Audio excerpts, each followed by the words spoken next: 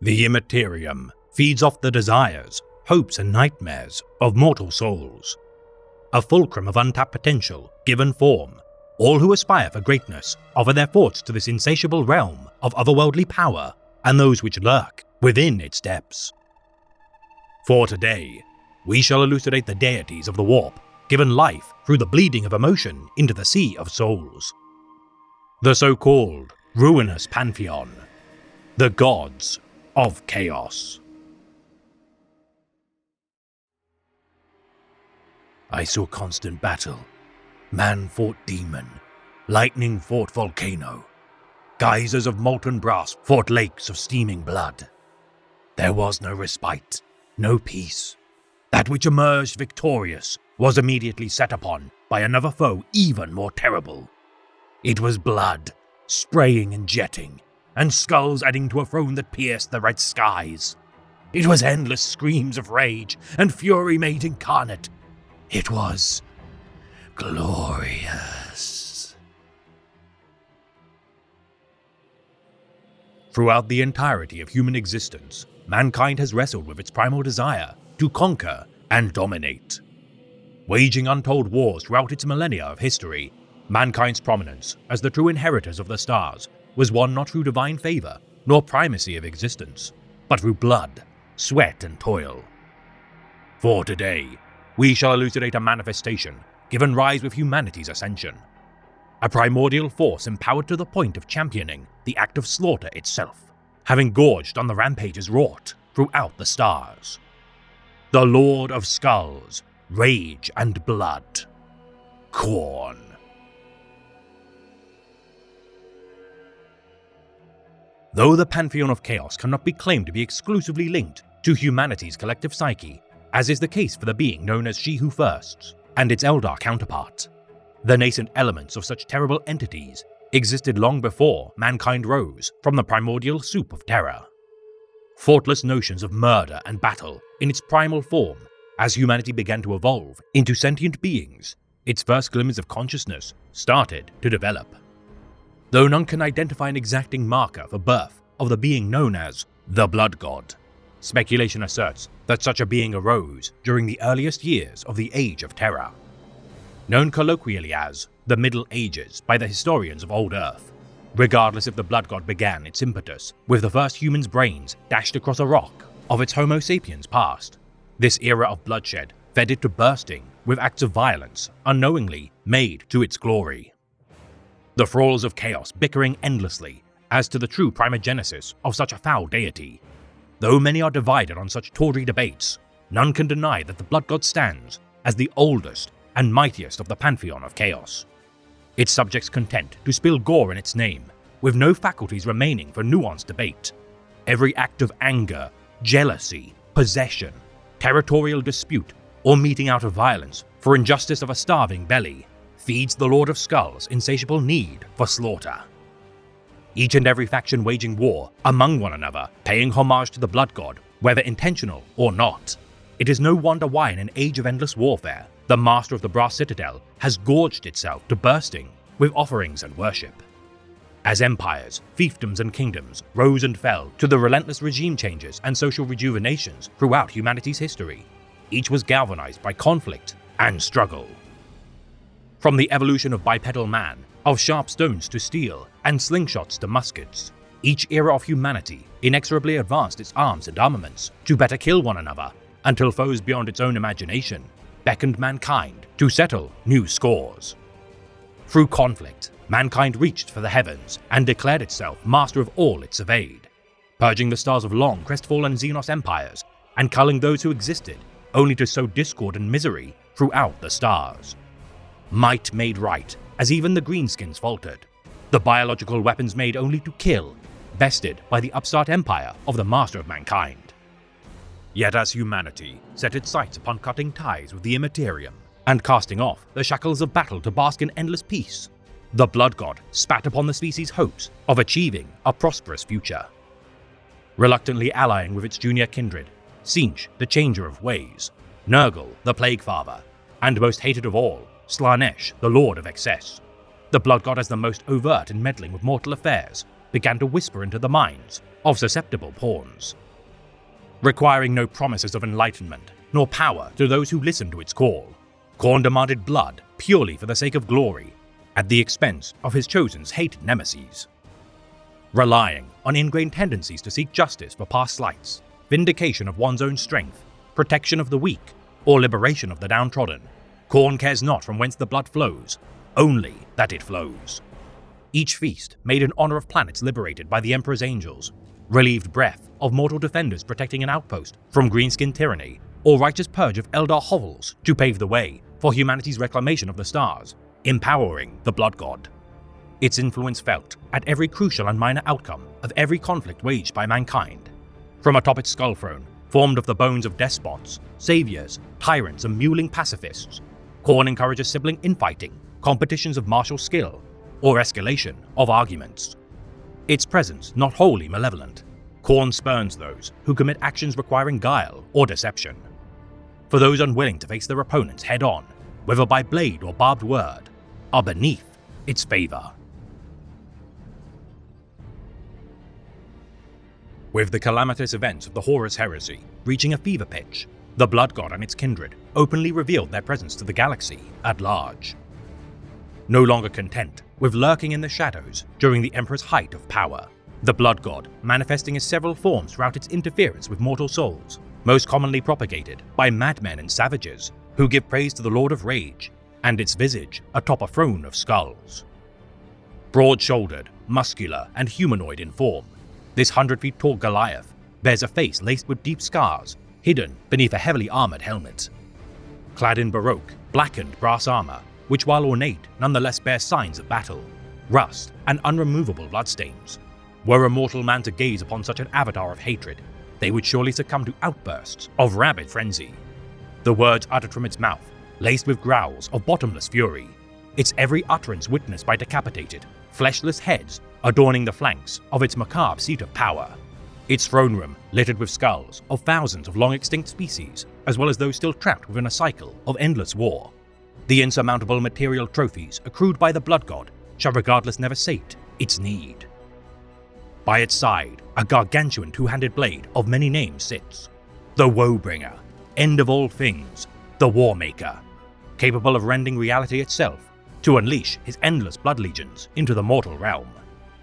The cult of Khorne, pledging to offer more skulls for the Skull Throne, their spilling of blood for the Blood God to temporarily quench its thirst for slaughter as the pile it sits atop grows slowly but exponentially taller. Yearning to sunder friend and foe alike should the din of battle never silence, Khorne's servants tread the eightfold path in praise of the number to which the Blood God favors, exemplifying an Ouroboros of never-ending destruction. While names of power hold great significance to the denizens of the war, so too do numbers. The soldiers of the Blood Legions arranging themselves in perfectly dividable cohorts to reflect the 8 towers that ring the Brass Citadel.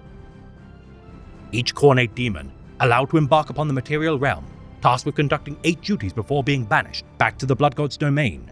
Should they fail in their duty, a demon may never again be rewarded with a physical form. The 8th wave of the Blood Legion's battle lines, always the most potent. The sacred number of Khorne is carved upon the flesh of cultists and seers, as the proven prophecy that the 8th war of a campaign always hearkens the satisfaction of the Blood God's wrath. Unwilling to stoop to the temperament of its lesser kindred, who are content to skulk in shadows beyond the gaze of their enemies, Khorne forthrightly charges headfirst into battle, so that its foes may gaze upon its majesty before being torn from their mortal coil. A true force of nature, exemplifying the tenets of the survival of the fittest. Icons such as predatory animals have often given praise to Khorne for much of humanity's bloody past.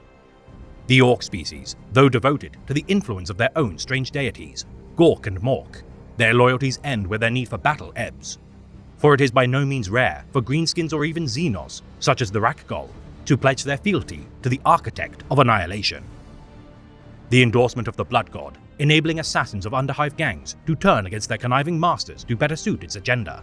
Even its chosen herald, Kharn, benefits from invulnerability to ranged weaponry to better test the mettle of the betrayer against his foes. Demanding blood alone as payment for its gifts, Khorne's obsession with parting ichor from the flesh of its victims shall not be denied. even should it need to be prized from those who fail to uphold their pledge to its service. The exsanguinated husks of unsuccessful thralls, stripped of their souls before being parted from their skulls to be tossed onto the pile of the skull throne. In the eyes of such pawns, their treatment is fair, for Khorne is explicit in the pacts it makes. Its steady and reliable praise, allowing the rivers of blood to flow. Khorne's disdain for underhanded methods regardless robs it of more rampant escalations to its influence. The destruction of entire planets almost mundane in how regularly the Blood God feasts upon such destruction, requiring little justification for the methods made to spill blood, whether wrought by the teeth of a chain axe as a result of rabid, violent compulsion, or a desperate thrust of a combat knife made to defend one's family from harm. The Blood God smiles nonetheless. Killing begets killing, whether prolonged or brief, and none can ever ascertain the true extent of savagery unfolding upon singular planets, let alone the expanse of the galaxy. Its most fervent disciples, satisfied with nothing less than their panoplies or bare skin being drenched in gore, the snap of bones and screams of the dying are a veritable symphony to the ears of the Blood Legions. The end of battle heightening their sense of contentment only for a moment. The promise of future battles is all that prevents the thralls of the Blood God from descending into frustrated, mindless rabble. Sorcerers and tricksters, abhorred by all but the rarest of exceptions within their ranks. Many cultists use harsh methods upon their ilk, who attempt to fight their foes with even, ranged weapons. Caring not for rituals, sacrifices, or altars to its glories, the mere demonstration of Khorne's ideals is enough to give praise. The Blood God's blessing, bestowed to those who kill with little fanfare, nor fought for their victims. Forfeiting self-control for power, worshippers of Khorne are the most fierce opponents the Imperium can face in battle, especially when confronted by fallen Astartes, such as the World Eaters, who, clad in near-impervious armor, with no sense of self-preservation, are a terrifying foe indeed.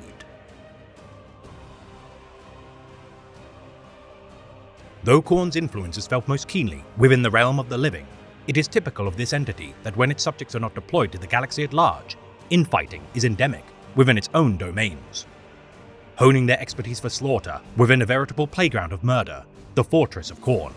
The Blood Legions of Khorne never tire of battle, even when their blades dull and their armor deteriorates, rending one another into bloody ribbons as war cries fill the air of such desolate killing fields.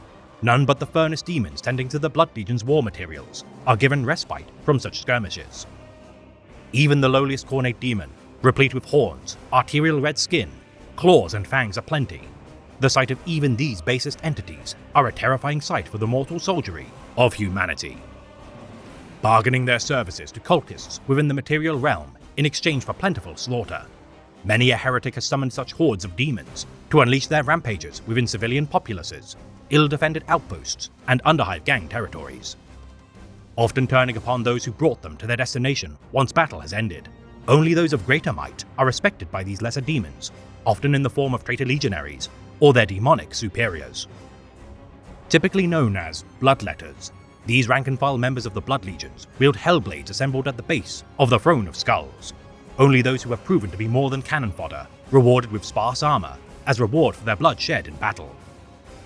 On occasion, riding juggernauts into battle, these blood rushers act as the Legion's shock cavalry and trample their enemies underfoot when amassed at full strength.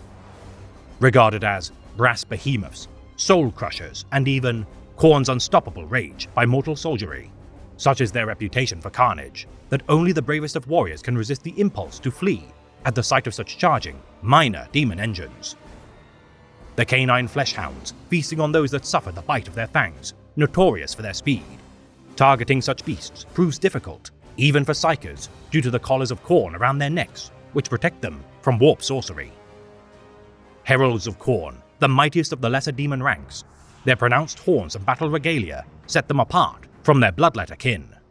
Embodying the primal war tribes of Terra's past, clad as they are in chains and totems, these proven veterans of many campaigns have won their right to command, not by birthright, but deeds made in battle. Their presence spurring their junior ranks to new heights of battle lust.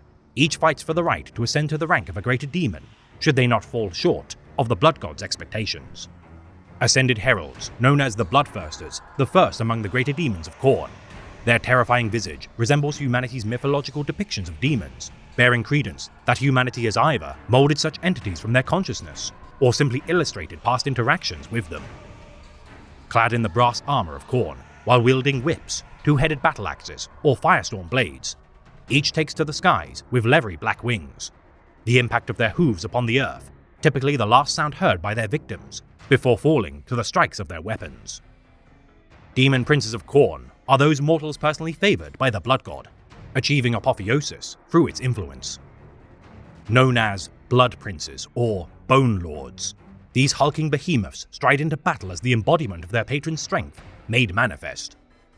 Each the victor of a million untold glories, unwavering in their dedication to serve the will of the Lord of Skulls. Benefiting from the most bountiful gifts given by their fell patron, few are their transgressions made through millennia of service, as they butcher and maim all who oppose the Blood God's ideals. Waging war upon any and all foes in the name of the Blood God, the Khornate Demon Princes delight in wars of untold slaughter, as they themselves compete to outdo their peers. Caring not for their origins, whether they be labor serfs, jaded Astra Militarum soldiers, or vaunted space marines, should their outpour of blood spilling be commensurate, all are made equal in the name of the Blood God.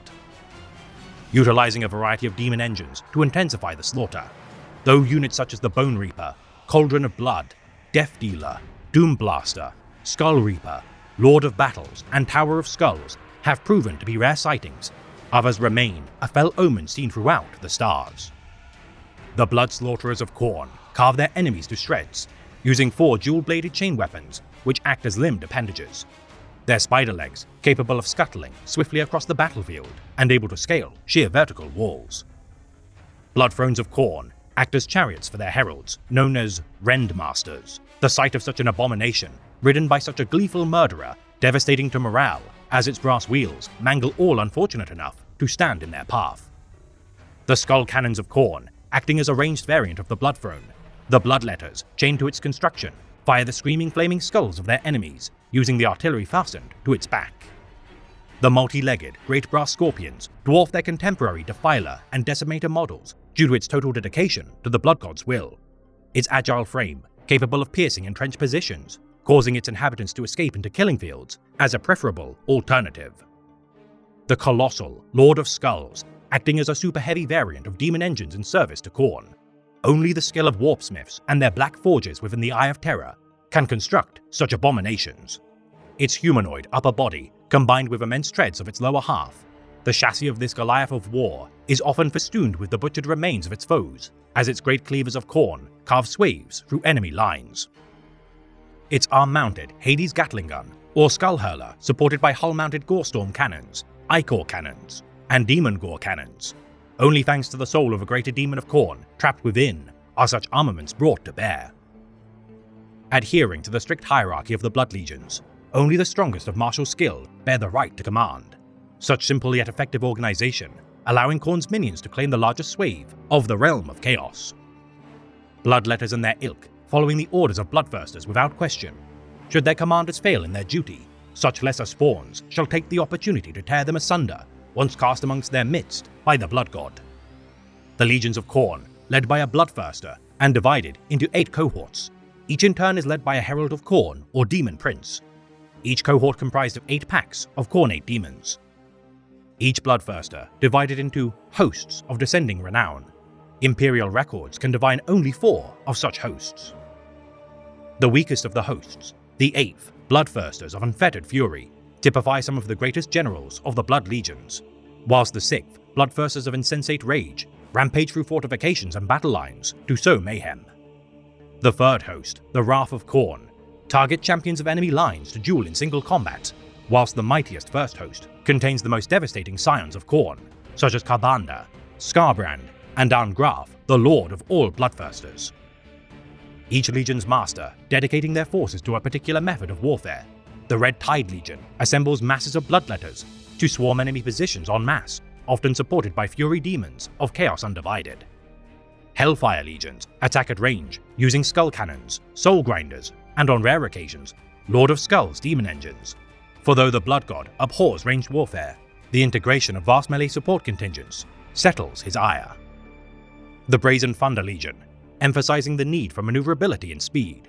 The Blood Thrones, Blood Crushers, and Flesh Hounds which fill their ranks. hunt down all who flee from their devastating advances. The burning books of Khorne, contained within brass bindings written with the blood of slain foes, the only true resource to study the armies of Khorne. Such grimoires are prized by inquisitors and chaos sorcerers alike, hoping to identify the weaknesses of the most prominent demons of the Blood God. To imagine the domains of the Lord of Murder is to behold the visions of humanity's notions of hell itself, the roiling tides of the warp coalescing into an environment of crimson and fire. Vast, blood-soaked hellscapes, each more grim than the last. At the core of Khorne's dominion, the Blood God surveys its fiefdom atop its carrion throne, delighting in foolhardy invasions of its territories by both demonic or mortal pilgrims.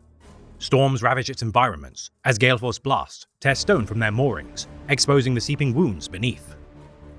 Gouts of molten lava spill from its pores as earthquakes continually shift its landmarks, forming bulwarks and blades of earth to jut into the horizon. Boiling rivers of blood flow freely throughout the terrain, fed by the endless battles waged by bloodthirsters, which vent their need for battle. Each conquered domain of such entities swiftly divided apart by new rivers of blood which seep from the depths. Swallowing all who survive the onslaughts made above ground, the land itself is as much an opponent as those who crawl upon its surface. The gouts of blood spilled, evaporated by active volcanoes which spew liquid metal from their craters. Every doomed act of aggression made in the efforts to gain favor from the Blood God's ever-present gaze. Its lowliest servants carve out minor glory within the outermost domains, known as Khorne's Rage. Ringed by volcanoes, several hundred kilometers in height, this nigh-impenetrable border to the kingdoms of Tzeentch, Nurgle and Slaanesh block all but the most resourceful invaders. Smothered in toxic ash from the brass-belching mountains, the snap of crimson lightning, which mimics the crackle of Bloodthirster's whips, forebodes the fate of those arrogant enough to attempt to brave deeper into the Lord of Skull's kingdom. The base of each volcano, producing weapon components from the demon forges of Khorne. These workshops craft all conceivable war materials, from axes, swords, armor, and even demon engines. Each cog, weapon housing, blade and component transported far from the hazardous environments from which they were conceived. Any attempt to assemble such materials are destined to failure, whether from environmental or demonically induced hazards. Each master of a Hellforge, infusing the souls of mortal invaders into their anvils, screams of torment ring out with each hammer blow, made to hone the fell weapons of Khorne. For every worker subsumed in molten lava or crushed by debris, more shall spawn from the blood pits to replace them.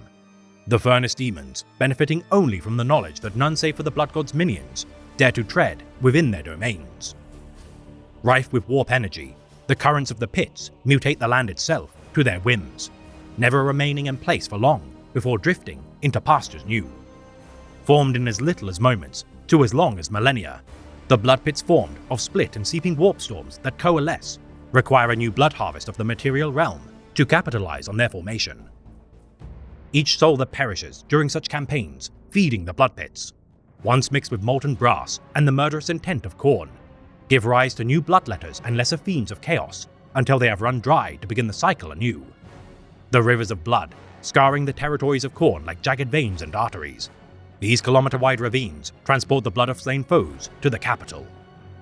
The iron-rich vapor, caused by the intense heat casting pools of red across Khorne's domains, those unfortunate enough to fall into their canals often melt upon impact before forming bubbles to spit forth what remains of their bones onto the shore. The Lake of Slaughter, the result of such rivers emptying from waterfalls atop a vast gore-laced gouge in the landscape. This expanse, far larger than any ocean of the mortal galaxy, spews untold horrors from its depths. Forming leviathans, dragons, and other impossible beings made of ichor and sinew, the bloodthirsters of Khorne battle such abominations for sport before toppling their dismembered forms back into the lake from whence they came. Yet by the shore of such a lake, the most infamous of all landmarks of the realm of chaos is that of the Brass Citadel, its looming presence laced with billions of skulls, obscuring all trace of its foundations. The enormous black outer wall of the Citadel, patrolled by fanged guardians watching for all signs of intruders. The flesh hounds within its walls roam its skullyard, searching for the scent of spilled blood. Soaring within the skies above, bloodthirsters listen for invaders, their otherworldly hearing passing through the red lightning of the clouds before they swoop down to end such naive souls. Within the center of the Brass Citadel sits the Blood God, his power so great that should it ever rise to take up arms against its kindred, it is doubtless capable of ending them in a single strike of its sword of eons. Content not to interrupt the balance of power between the four, each time Khorne rises to quell insurgents to its realm, it nevertheless does not enact retribution for slights made against its dominions. Returning to take its seat upon the throne of skulls so as not to end the great game too soon, beyond the bastion stair and the 8 iron pillars, Khorne commands its blood legions to do its bidding. Patiently adding the spoils of war to its rivers of blood to burgeon its armies to ever-increasing size, the being that has expunged civilizations beyond counting is in no rush to inflict the final killing stroke.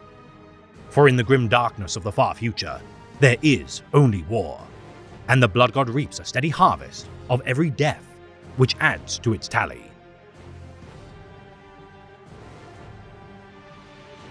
The last figure showed the greatest deviation from Talos' own image, and that alone set the Night Lord's lip into a disrespectful sneer. This figure, unlike the others, was in motion as if unable to remain still. It swayed from foot to foot, hunched over, akin to a beast ready to leap, breathing rasping from its helmet's vox speakers. The armor itself was red, the red of a body's darkest blood, edged in bronze so filthy it looked as dull and worthless as copper. It was still his armor, but lacking his familiar trophies and sporting fresh battle damage, as well as the repainted surfaces and bronze modifications, made it an unnerving sight, seeing his most treasured possession so twisted. "Make it good," he said, teeth clenched. The figure reached up, removing its helm with shaking hands. The face it revealed was a mess of scars, burns and bionics, framing a malevolent grin. "I am Karnev," it grunted through the toothy smile. "I know that name." "Yes, your brother Uzas cries it as he takes skulls from my throne." "He is one of your slaves." Talos couldn't tear his eyes from seeing his own face so damaged. Half of the head was replaced by oil-smilled bionic plating that fused with raw, inflamed skin at the edges. The flesh that remained was blistered and uneven from burn scarring, or darkened by badly sealed cuts from what must have been horrendous blows to offset the enhanced healing of Astartes' physiology. Most unnerving of all was the way he swayed, hunched over and ape-like, with the same dead-eyed grin Uzas wore when trying to maintain his attention on a difficult conversation. "Blood it wheezed. and souls. Blood for the Blood God, souls for the Soul Eater." "Is Uzas your slave? Answer me." "Not yet. Soon he will stand as a champion among my warriors. But not now. Not yet." "Whoever summoned you to win me to your allegiance has wasted their time. This is almost laughable." "Time is short, The figure still grinned. and such sights I have to show you." Talos had more insults to offer, more rejections to voice, but he found he couldn't speak. His lungs locked, feeling like slabs of quivering stone behind his fused ribs. It was a savage echo of the moment he'd been poisoned, and he felt the same sensation as the meat within his body shuddered, stealing his breath. This time, as he fell to his knees, his breathless wheezes weren't curses, but laughter. The warrior of blood was fading. Talos knew in the world of flesh, his lungs were purging the taint that brought him here. "Witness my gifts. Karnev said, desperate now, ferocious in his eagerness. See the strength I offer. Do not abandon this one chance." "Go back to hell!" The Night Lord grinned through bloody teeth, and vomited black mist into the nothingness.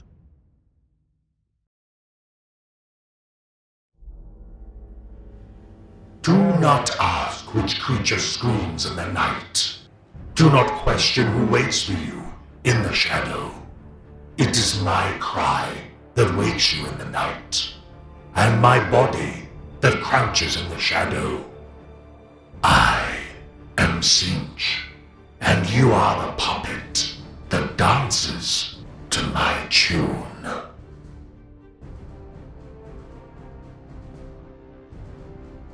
Throughout humanity's ascension, as the apex species of the stars, countless schemes and plots have been thwarted to ensure its survival.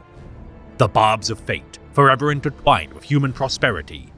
Every act of innovation and ingenuity owes a debt to the malevolent shadow of intellect. For today, we shall elucidate the architect of change and foreboding destiny, a primordial entity which beguiles mortal minds through hollow promises and frail hope. The lord of conspiracies, treachery and deceit, Tzeentch.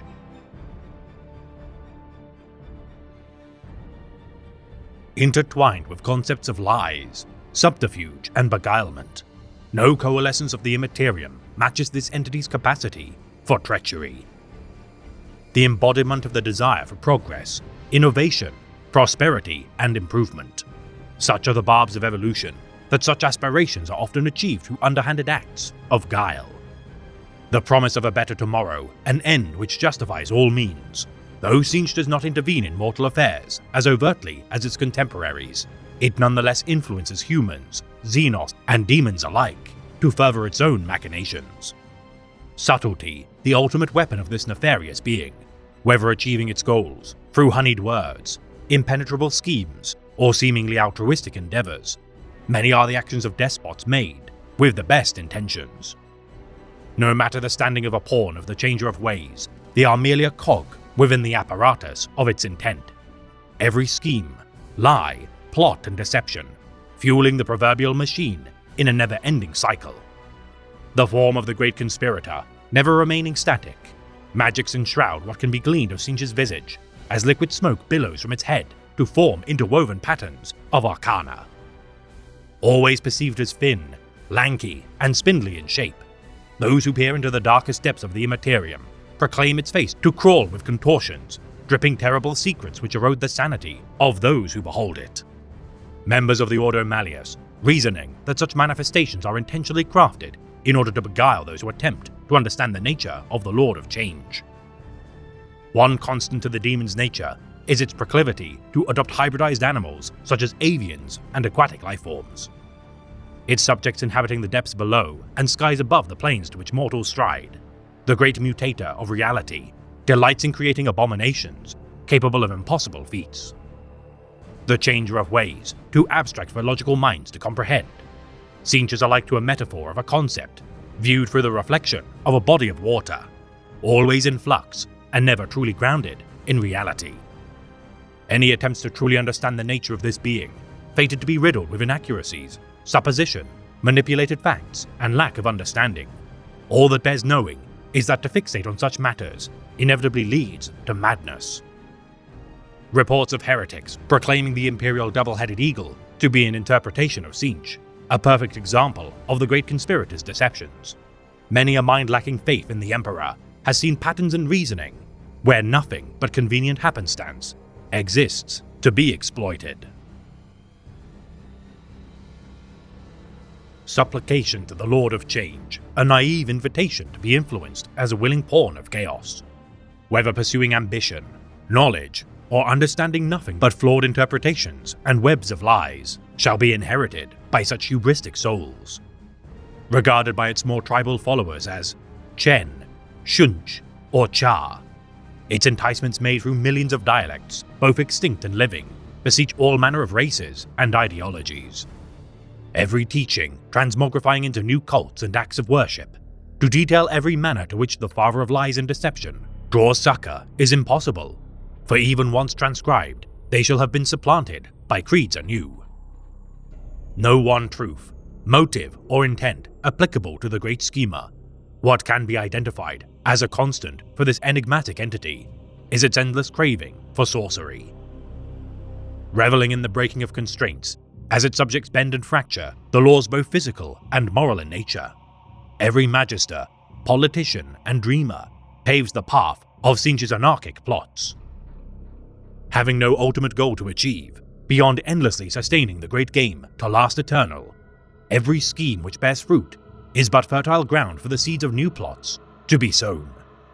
Its very nature antithetical to a final conclusive victory for any of the Pantheon of Chaos. The Master of Fortune cannot bequeath new spoils once the coffers have been emptied, nor entrust secrets to an omniscient subject. The toil of among its most prized champions, Arzek Ahriman, a perfect example of the changer of ways' fickle nature. The renegade's endless toil which bears no fruit is by design, for should he achieve the goal to which he strives, his service to the Master of Fate shall no longer be required. the number of Tzeentch's followers inferior to those of Khorne by comparison, though the thralls of the Blood God spoil for a chance to behead the followers of the Lord of Change. Their unwillingness to reveal themselves during disadvantageous engagements belies their more cunning nature. Many pawns of the Great Schemer, unaware that their actions give praise to his name. It is difficult for any who wish to challenge Tzeentch's power to even know where best to strike, and often must stage retaliations after they have made the first move. Assembling armies of Psykers to strike from afar, as cannon fodder drawn from all manner of backgrounds surrender to their master's will. All that is required to gain favor from the Master of Fate is to pursue acts of change in themselves and their surroundings. Scholars of arcane mysteries, laborers ambitious enough to escape drudgery, and intellectuals with no qualms to delve into forbidden knowledge, all ripe spoils for the Great Schemer. Those who are subtle in their application of force and inventive in their manipulation of others are greatly favored. The fewest in number of all Chaos cultists who give worship to the Four, so too are the rewards given by the Lord of Sorcery less immediate in their manifestation. Reshaping reality itself, driven by unlimited potential, each sorcerer of the Lord of Change seek what they deem to be enlightenment, as their understanding of Fel Arcana leads to exponential escalation of their power. The instances of psychic mutation within the ranks of the Imperium alone burgeoning with each passing year. This fact has empowered Tzeentch greatly with each passing millennium, forcing officials of the Inquisition, Adeptus Astronomica, Scholas Icana, and Adeptus Astra Telepathica to remain vigilant for signs of heresy. The number 9, significant as the marker of the Changer of Ways. All summoning symbols seeking to draw Tzeentch's subjects into the material realm must contain 9 sequential rings in their construction. 9 are the verses sung to praise the Father of Lies, as 9 champions within the 9 fractal fortresses of the Lair of Tzeentch command the 999 legions of the Changer of Ways. Opposed most fervently by the followers of the Grandfather, Nurgle, such champions of stagnation and decay embody all that Tzeentch disdains. As Nurgle's worshippers revel in despair and nihilism, the armies of the Changer of Ways clutch onto ideals of hope and prosperity. Their bitter struggles fought against one another, often eclipsing those waged against the Imperium itself. Yet as the most conniving of the Pantheon, the Great Conspirator is always the architect of collaboration between the Pantheon. Yet it is a mistake to believe even a fragment of Tzeentch to be altruistic in nature, for every bargain wagered is always to the benefit of the Lord of Change.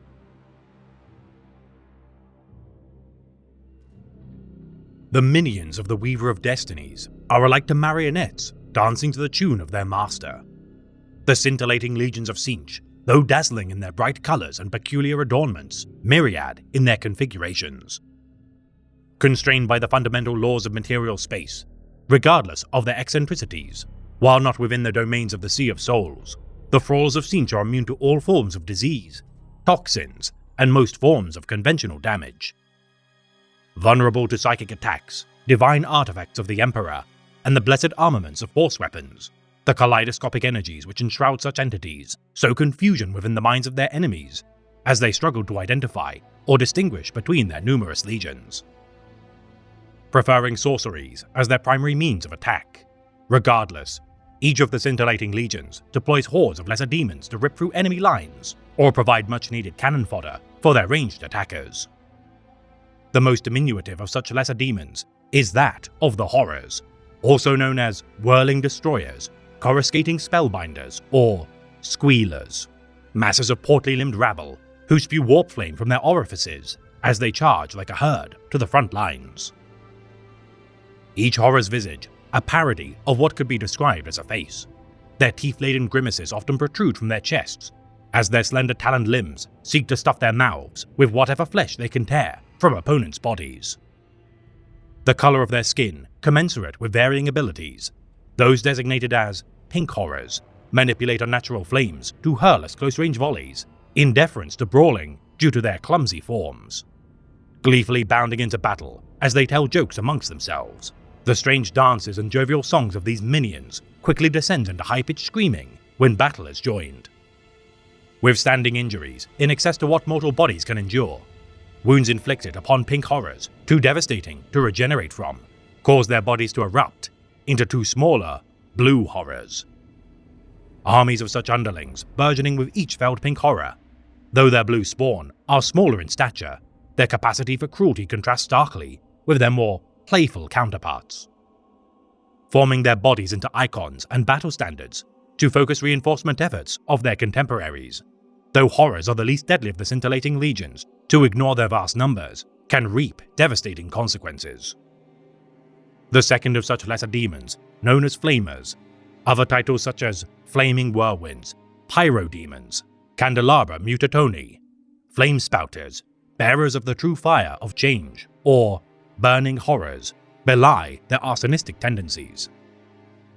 Manifesting fire from their mouths, ready to spew on vulnerable enemies, these legless and even headless canonical beings bear lanky arms on either side of their bodies, which end not with hands, but more like orifices. Each mouth at the wrist replete with razor-sharp teeth and lengthy, serpentine tongues. Sulphurous gases, smokes and pungent odors belch from their arms, which cause the senses of mortal men to reel. Almost comical in their motions were it not for the violence they commit, Flamers writhe and bounce their way to the front lines, gaining momentum enough to seemingly defy gravity as they reach closer to their destinations, perhaps by virtue of gases which are expelled from their trunk-like bodies, searing their enemies in waves of warp fire, which melt all but the sturdiest of protection. Some survivors of battle with such beings claim to see the forms of their allies immortalized in shifting flames, dubbed as the Dance Macabre. The most exalted Flamers releasing the raw energies of the warp from their very pores and wrinkles of flesh. These maverick demons can cast their flames farther than their peers, and command both subordinate Flamers and Horrors into battle, often atop burning chariots of Tzeentch. Screamers provide the aerial contingent of the scintillating legions, also known by the common soldiery as Sky Sharks, Swoopers, Shrieking Skyrays, or Soaring Predators. Resembling manta rays or skates of Holy Terror's ancient past, though none can ascertain the means to which they maintain flight, such lesser demons are as capable of flying in atmosphere as well as the void of space, leaving trails of multicolored sparks as they emit piercing high-frequency shrieks, which belies their namesake. Those not rendered deaf by such wails incur psychological scars which never truly heal. Predatory creatures in nature, their intelligence seems to be little more than instinct-driven, their inclination to hunt in packs that stun before killing their prey, typical of animal behavior. Incapacitating their prey with short-ranged electrical discharges from their horns and tails. When residing within the Immaterium, Screamers are said to feast on chaos furies which roam its tides for sustenance. Attracted by emotions such as fear, those who brave the warp within starships often sight such creatures safe within the aura of their Voidcraft scalar field, captains reporting such creatures to flock around their vessels in the hundreds, if not thousands. Screamers of large size and capability transformed into discs of Tzeentch through a mixture of sorcery and metallurgy. Chaos champions pledged to the Changer of Ways ride such steeds into battle bound by esoteric chains of gold and silver. The Great Shaper, choosing whether or not to cover the eyes of these still living abominations, its rider shall bind it to their will and fit blades, tentacles, bone-like protective plates, and other flourishes to its construction as they see fit. Wrangling several such discs into burning chariots of Tzeentch, these ornate Screamers are bound to exalted Flamers and are often mistaken for flaming comets which forebode omens of future devastation. Last of the lesser demons are the Heralds of Tzeentch, field officers which many seem to ascend from the form of horrors into more bipedal forms, whilst others remain indistinguishable from their peers. The first of such heralds, known as Changecasters, these guardians of sources of great sorcerous energies, oversee the repair of Tzeentch's crystal labyrinth and other duties which many warp-spawn consider to be mundane. The Fate Skimmers, infamous for their acts of trickery and subterfuge, such heralds swoop into battle atop burning chariots of Tzeentch, long enough to maniacally hurl spells from the skies, before intentionally crashing their steeds into enemy lines. The more cowardly of such Fate Skimmers, lurking far from the battle's epicenter, their orders barked unto their lessers often culminate in a final charge of amassed burning chariots to inflict the final and assured killing blow. Fluxmasters, the last of the heralds of Tzeentch. Atop discs of Tzeentch, these outriders of the legions hurl change bolts upon their enemies and transfer messages across their armies' formations. rapidly mutating any who are struck by their sorceries. Their herds of screamers charge defended positions to spread havoc and confusion within enemy ranks. The most widespread of the greater demons of Tzeentch are those known as Lords of Change. There are other titles such as Feathered Lords, Supreme Mutators, Eyes of Tzeentch, and The Watching, underlining their favor shown by the Great Conspirator. Enormous bipedal creatures, wreathed in bird-like wings, each replete with shimmering feathers, these beak-headed sorcerers entrap, scheme, and corrupt their opponents to its whims, often within the backlines of their legion's advance. The ascended mortal pawns of the Lord of Change, known as Demon Princes of Tzeentch, their avian-adapted forms now bolstered with the curse of immortality, are won through the sacrifice of their own souls. Enshrined within a proverbial vortex of darkness, as empiric energies swell their bodies to gangly new proportions, much of their war gear is absorbed into the sinews of their bodies as their rune-etched flesh pulsates with unnatural light. A carnival of shimmering slaughter and hellfire which shifts and twists into new strategies, formations and advances. Each Lord of Change who commands Tzeentch's armies must choose a legion befitting their tactics. The Conflagration Legion, favoring formations of flamers to engulf their enemies within waves of warflame. Others, such as the Anarchist Legion, prefer rapid ambush assaults on unsuspecting enemy positions. Others, such as the Veiled Legion, specializing in acts of deception and duplicity. Such is the effectiveness of their actions that rarely are they recorded to have intervened in battle before they slip away in the wake of their destructions.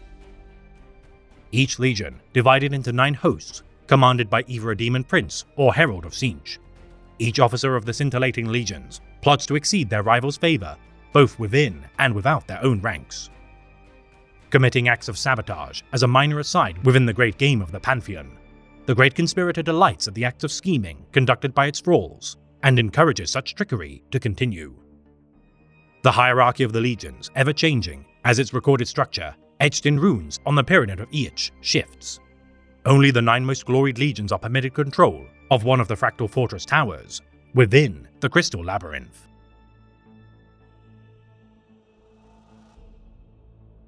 The domains of chaos constantly shifting in its structure. More so than any other fiefdom of the Pantheon, the realm of the Sorcerer is a maddening maze, unfit for mortal minds to comprehend. Similar to its own visage's tendencies to be in a constant state of flux, the domains of Tzeentch constantly shift to reflect the mood, demands, or plots of the Master of Lies. Accounts of survivors who have braved the realm of chaos, citing that only its most powerful subjects, the Lords of Change, are capable of navigating its lands effectively. The strongest of minds, no matter their station, are simply unable to interpret how to traverse the infinite numbers of pathways hewn from crystalline structures. Relying on oxymoronic metaphors as a means to traverse the realms of Tzeentch, rather than maps, signposts, or typical means of bearing. While all fiefdoms of the Great Ocean are a maddening weave of unreason, the heart of the domains of the Lord of Change are the most potent examples of such phenomena. The horizon, jutting with an impenetrable crystalline labyrinth, polished to a mirror sheen of gleaming opal.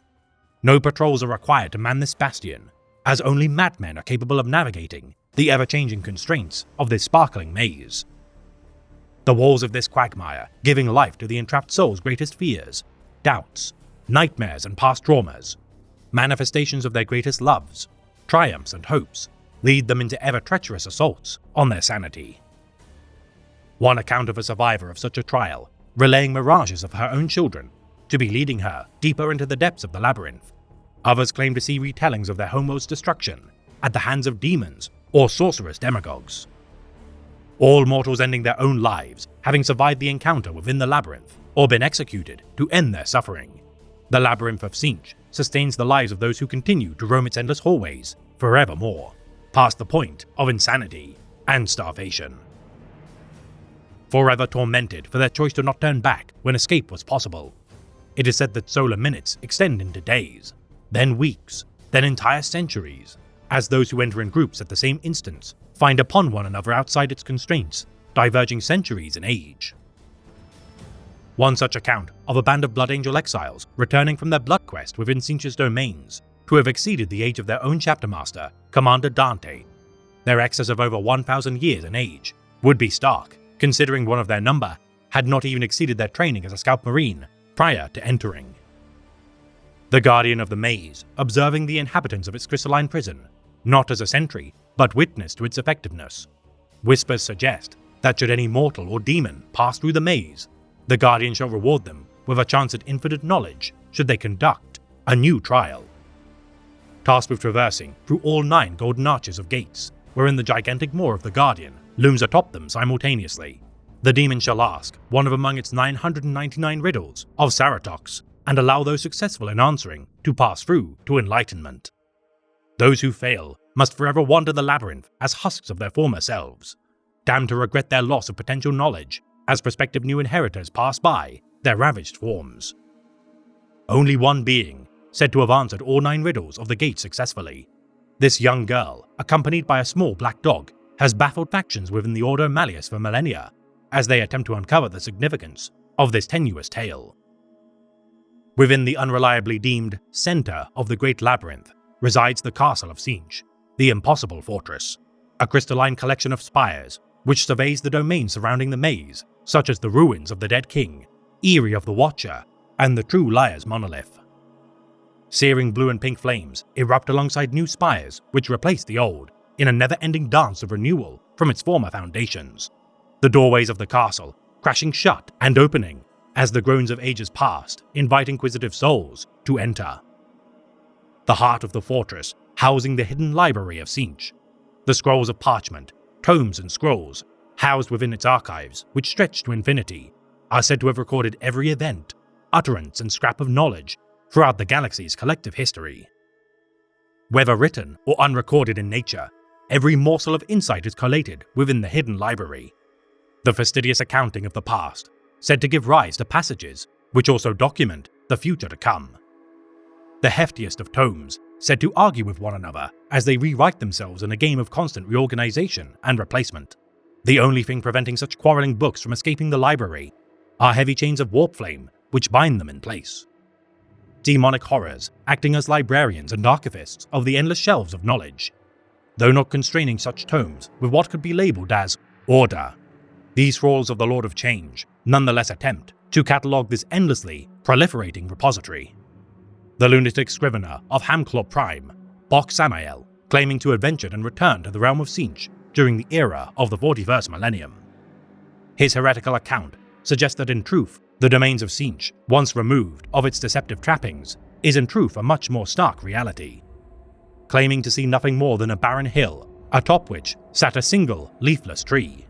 Corroborative records by the heretic illuminator of Fallon 10, Delas Dial, also suggests that she saw a desert landscape populated by headless demons. Whether claiming the realm of Tzeentch to be a continent of protoplasm and towers of fungus, a vast barren landscape housing nothing more than stones atop a mountain of ash, or a continent of a single sentient growth of vines and vegetation, it seems the term, truth is in the eye of the beholder, is apt to describe such a place.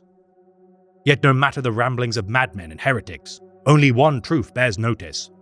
None who attempt to apply order to the Lord of Change go unpunished for their hubris. For what truth can truly be gained by mortals seeking to glean insight from the Master of Lies?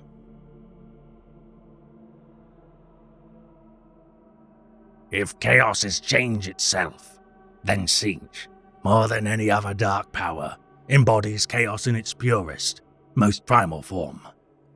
Therefore, no other god of chaos warrants more of our fearful respect, our tireless resistance, and our unflagging loyalty to the Emperor.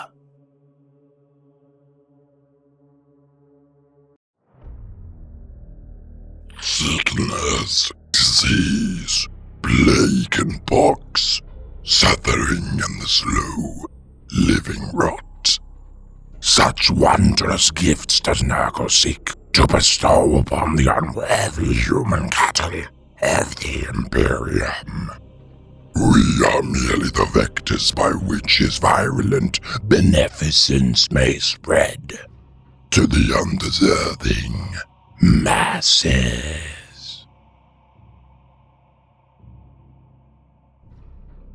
Throughout the history of human existence, mankind has struggled to advance due to harrying disease and sickness. The toll of death spares neither poor nor powerful men should they hear its chime. The perseverance of the species through untold miseries inflicted, a testament to its tenacity. For today, we shall elucidate the avatar of entropy, content with spreading new life at the cost of suffering. A primordial being who delights in its parody as a paternal figure for the deranged masses. The Lord of Decay, Disease, and Pestilence, Nurgle. As part of the pantheon of chaos tethered to humanity's collective psyche, the entity known as the Great Corruptor is intertwined with quite possibly the greatest fear of mankind, its own mortality. Coalesced from the raw dread of morbidity, none among the ruinous pantheon is more active in its meddling of mortal affairs. Its attentions fixed on the humblest of labor serfs to the mightiest of space marines, emblematic of another of its titles, the Lord of All. Preying on the fear of death by potential thralls, their desperation to cling to the precipice of life, a tasty morsel to the Lord of Flies, as it listens to the prayers of mothers and fathers who cry pleas for salvation by the bedsides of sickly children. Its power waxing and waning with the rise and fall of pandemics, plagues, and virus outbreaks. With each medical revolution made by humanity, its influence has ebbed, only to redouble into new horrors unleashed upon its populace. Capable of surpassing the might of its rivals at the height of its power, not even the blood god can match its potential, as the spoils of its patient cultivation of disease are ripe for the harvest. The attribution of the Lord of Death, not entirely accurate due to the Plague Father's tendency to spawn horrific new life from the mulch of its victims. Even the God Emperor of mankind staves off eternal rest at the cost of millions of subjects of his own carrion empire.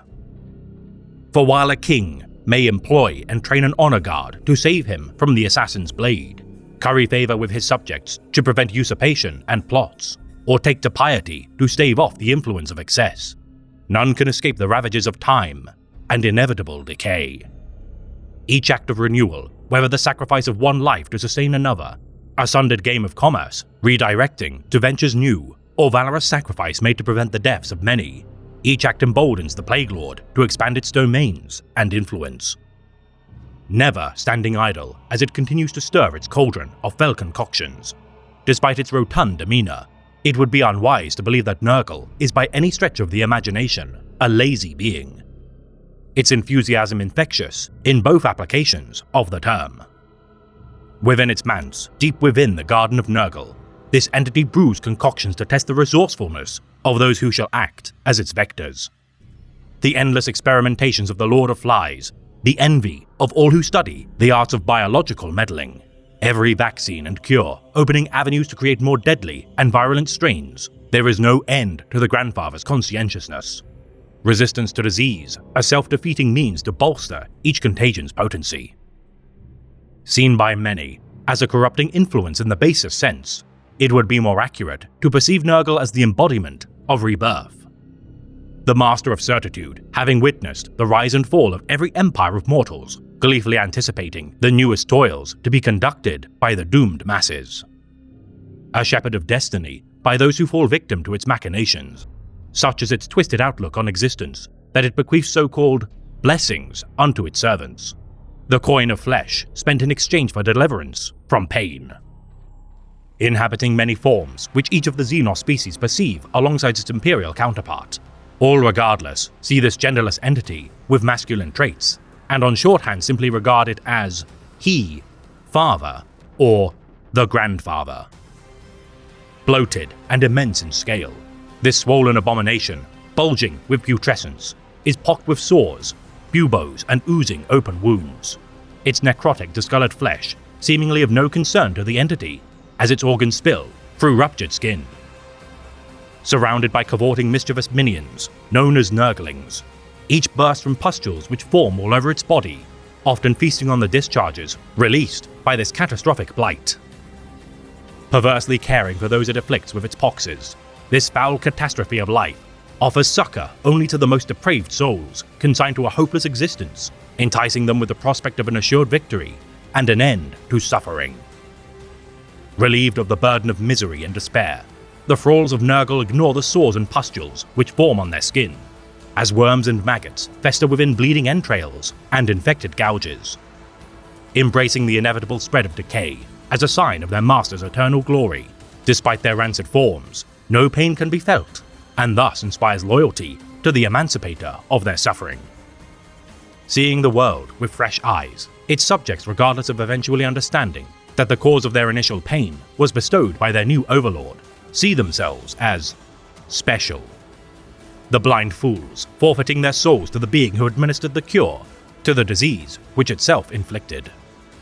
Baffling its kindred of the Blood God and Prince of Pleasure, though on occasions the legions of Khorne and Slaanesh aid Nurgle's campaigns for mutual gain, the Changer of Ways, regardless, refuses to indulge its jolly brother's quirks.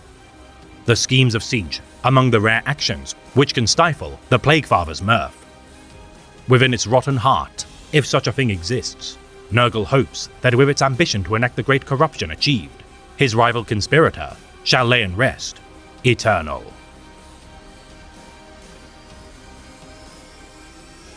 To give praise to such an inherently corrosive and rotten being would seem to be a difficult bargain to accept. Yet of all the Plaguefather's enticements, deliverance from pain is forefront of its boons. Offering assimilation into the entropy which it propagates, those under its protection feel not the agony of their bowels hanging from their guts, nor the endless erosion and regrowth of the flesh of their forms. Not a single being immune to the inevitable demise of their existence. Within all mortals resides a chance to surrender to the Lord of Flies. Yet to believe its subjects, living in a state of undeath, to have escaped mortality, is an irony clear to behold. Many of its subjects pledging offerings and fealty without their knowledge of the being's existence. Many has been the stubbornness of lepers to reside far from their able-bodied kin, as their continued suffering slowly feeds Grandfather Nurgle.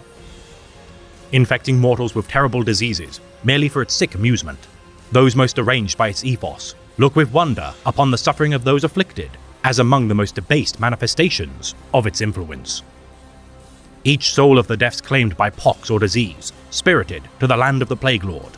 The Church of the Fly Lord proclaimed that those who serve as its champions shall not become living fertilizer for his garden, but tenders to its majesty. The garden hungry for new souls to act as compost for the Plague Lord's domains. Many are the crestfallen of life's endless suffering, who willingly submit, who serving as heralds of Nurgle's will. Seen as the only member of the ruinous powers who genuinely cares for its subjects, even in comparison to the distant gaze of the God Emperor, the uncaring contempt of the Blood God, unknowing intent of the Changer of Ways, or two-faced fickleness of She Who Firsts. Nurgle is the most honest of all deities. Offering hopelessness as currency to those downtrodden by myriad regimes. With acceptance that decay is inevitable, the fight to preserve mortal concerns seems paltry to many who succumb to the mantra of entropy. Seeking to forestall their decay by allying to its cause. In a twisted way, those that embolden its relentless consumption enable a measure of order to be derived from the chaos. Incorporating both cyclical natures of its being into unified purpose, Nurgle, unlike its contemporaries whose attributions often work against themselves, has crafted a gospel which is self-sustaining. Its favor renewed, not with ever-heightening acts made in praise to its being, but mere acceptance of the nature of existence, and continued renewal of life through death. Yet should one scrutinize the doctrine of Nurgle, one can see its folly by its deeds. A child sobbing last moments, once ravaged by disease, or the festering of a wound received defending the innocent, often time enough to cause those who witness its gifts to curse the Plaguefather's name, and thus deny its influence. Its ultimate goal, to plunge the universe into the terminus of its lifespan, the Lord of Flies seeks to erode the foundations of life itself, and use their broken matter to recreate existence in its own image. Known by its subjects as the Great Corruption, those held in sway by the Grandfather shall stand by its side as life begins anew, its inexorable and inevitable victory assured due to its nature as the Lord of Decay and Rebirth. Harnessing the mortal feel of death using psychic manipulations, though the majority of its servants do not pledge their service willingly, they shall nonetheless be unflinching in their fealty, once corrupted. The tenuous promise of the escape of death, enough for many to accept eternal damnation. So long as such thralls spread the contagions of Nurgle, they shall be spared the bite of its agonizing spread. Often housing new life within the sinews and muscles of their own bodies, the walking corpses of the plague god, replete with fungi, bacteria, and maggots, even should they fall, shall spew new life from their sundered bodies. The teachings of Nurgle, antithetical to the followers of Tzeentch. The Lord of Change despises their blind acceptance of death, derived from a sense of despair, rather than hope to change their fortunes. Diametrically opposed in disposition, regardless of the changer of way scheming, its followers often cannot match the resigned determination of Nurgle's followers. Their willingness to perish for the sake of their kin's continued efforts to serve their master's will.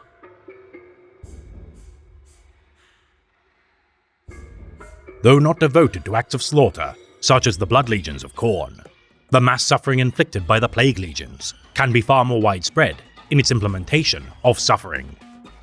Cheerfully bounding to and fro as they conduct their duties to the Grandfather, the demons of Nurgle are jovial in their efforts to spread disease, with the gleeful mischief of carefree children. The most diminutive of such demons, known simply as Nurglings, swarms of such creatures defend the host to which they are birthed, and even the mightiest greater demons are said to have been spawned from such humble stock before growing in stature. Plague Bearers are larger humanoid lesser demons which act as the common mobs of the Plague Legions. These glum foot soldiers, always surrounded with flies, as the victims of the disease, known as Nurgle's Rot. The single most potent concoction ever created by the Plague Father, no toil of the last 10 millennia has come close to matching the Rot's capacity for suffering. The untold billions of Plague Bearers who have been spawned from its influence, a testament to its effectiveness. No army of the Grandfather is complete without swarms of rotflies, large insects pupated from the souls of resentful beasts, sundered from the realm of the living, as explained within tomes of the Eldar's Black Library.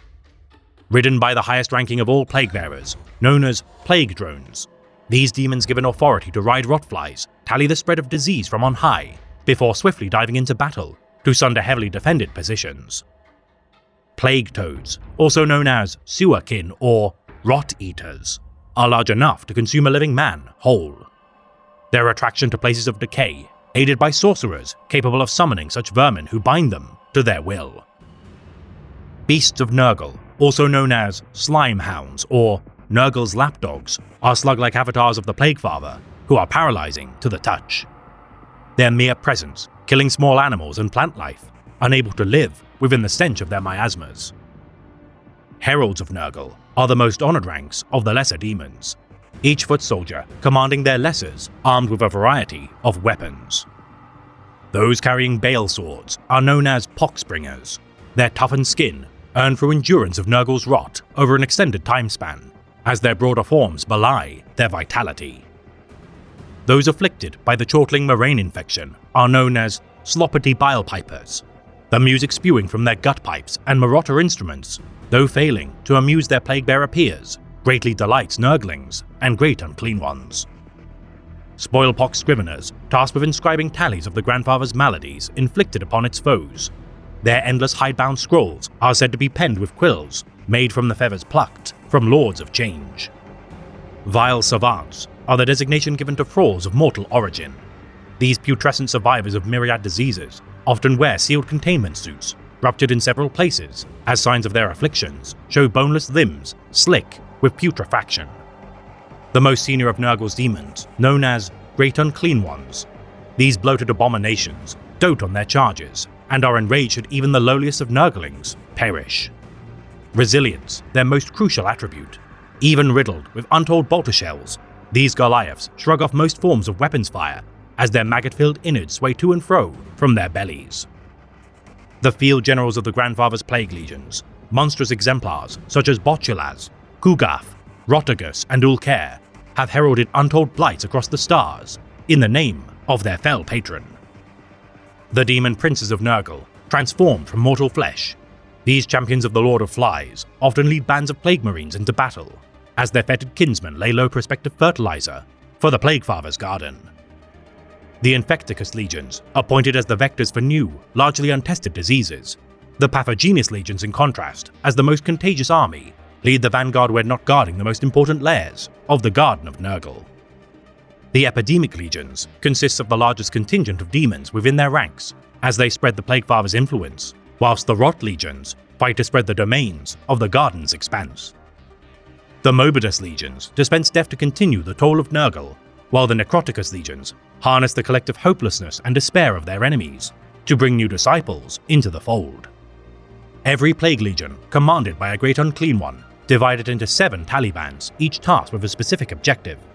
Their warfare specializations are at the discretion of their disgusting masters.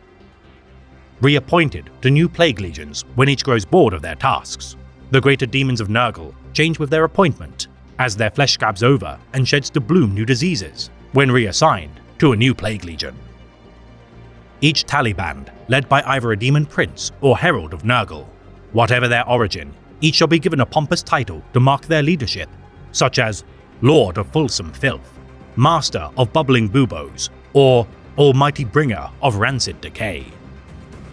Each Taliband varying in size as Nurgle's influence burgeons and recedes. Much like the diseases inflicted by their master, the relentless armies of the Grandfather always return, no matter the cures created, to repel their contagions.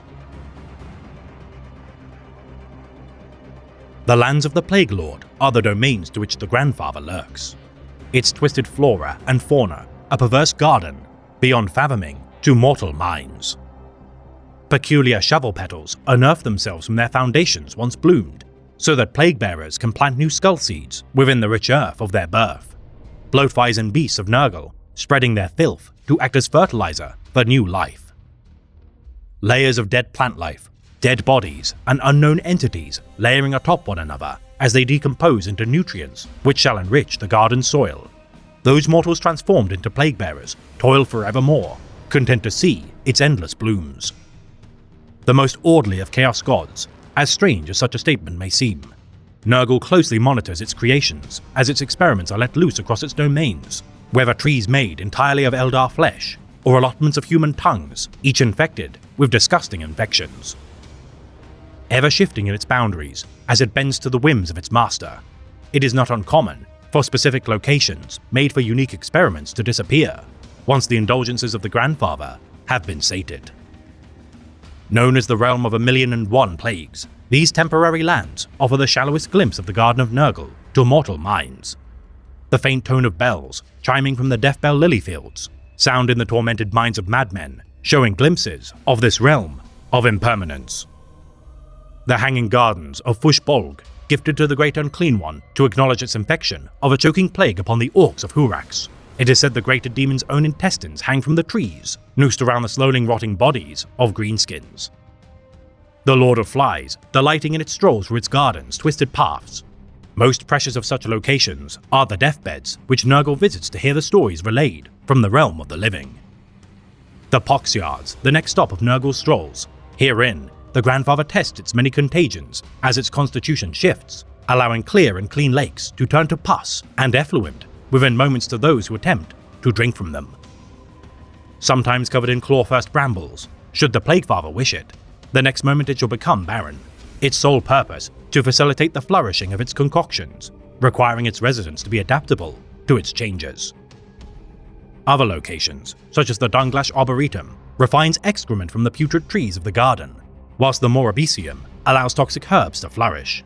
Every resource and ingredient made to promote growth across every region of the Plaguelands. Crops of spines jut from the earth of the Field of Tooth and Bones, whilst miasmas bubble below the depths of the Eternal Swamps. Fiefdoms such as the Lair of the 13th Lord, Maggot Lord, and Titan Graveyard, all in sight of the Grandfather's mansion, centered within the heart of the garden. Ancient and decrepit, this monstrous looming structure stands tall despite its rotten timbers and broken walls, the foundations of its construction perversely supporting its weight despite their hollowness.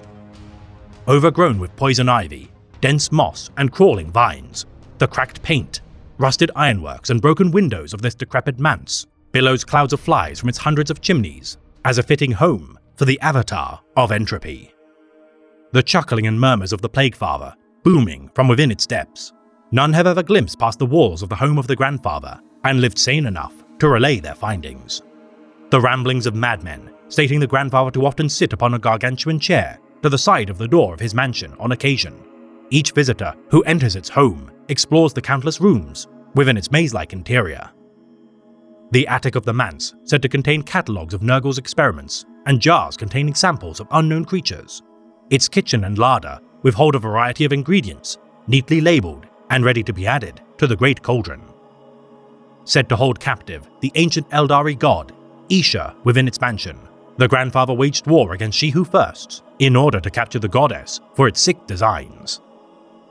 Some believe such an act to be nothing more than an example to set the youngest of the Pantheon in line shortly following its conception. Others cite the being as an object of the god of entropy's obsession due to its nature as an avatar of fertility and rejuvenation. Keeping the goddess contained within a rusted cage set in the corner of its cauldron chamber. As witness to the grandfather's fell creations, some believe Isha to be an ever-living test subject to which Nurgle inflicts its concoctions to test their viability. The Eldar goddess, capable of healing from all symptoms inflicted by the Lord of Flies. Each brew, which shows minimal effect, is consumed by the Lord of Plague, only to be vomited back into the cauldron for tests anew. Isha's whispers bringing portents of such contagions slipping into the realms of mortals. The stoic goddess forewarns the Plaguefather's schemes to better allow the living a chance at developing countermeasures. Visitors to the Garden of Nurgle allowed passage only with the sanction of the grandfather. With a single gesture, Nurgle parts the twisting pathways of its domains to those it deems expected company. The seers of Lugganath brought low in their efforts to free the caged maiden from her imprisonment. Upon the threshold of Nurgle's manse, a host of plague-bearers set upon their number for days of combat until the trespassers succumbed to overwhelming plague. Their souls trapped within their spirit stones, preventing them from slipping into the tides of the immaterium. Their bodies transformed into gnarled trees as their flesh turned to bark, and fingers split into branches to bear future fruits of Nurgle's garden. Their twisted corpses remaining a stone throw from the manse of Nurgle. The wailing screams of the trapped Eldar still torment Isha to this day, as the grandfather smiles at their sound during his delightful strolls.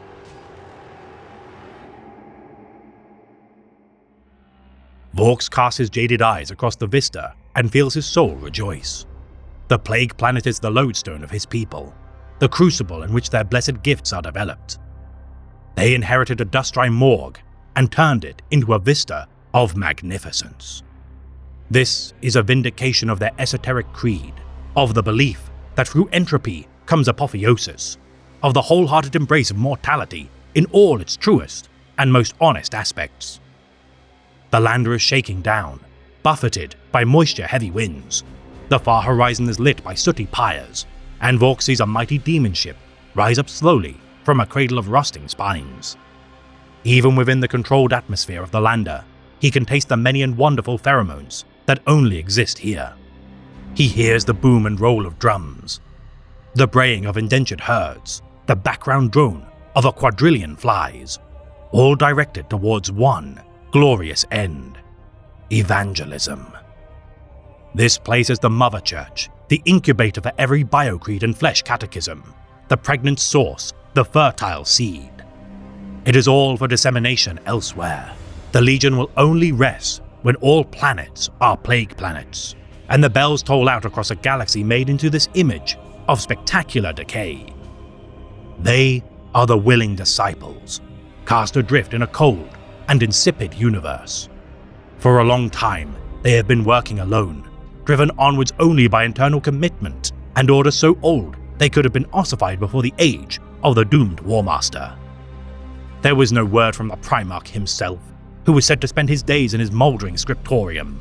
The Legion held together during that time, although it has frayed at the edges, some tempted to cleave their own path, others drawn by the siren call of the Despoiler.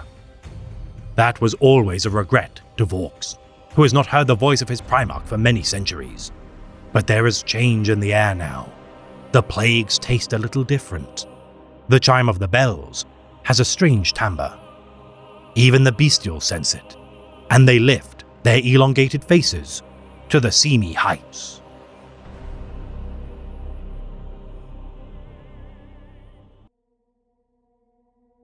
Find pleasure in every moment. Indulge in every whim. let lesser races feel the burden of their crude lives. We are beyond such concerns or worries. Every power is ours to use, every sensation ours to experience. We are truly masters of the galaxy, and all others exist only to satisfy our curiosities. We have earned our position of power. Let us forever taste the fruits of such achievement. Time itself is ours to command. We are eternal. Much of the woes which ravaged the stars have been wrought by the failures of mankind, our rise waning soon after its ascension as a result of our hubris. Civil war, corruption, and galactic unrest given haste by supernatural entities.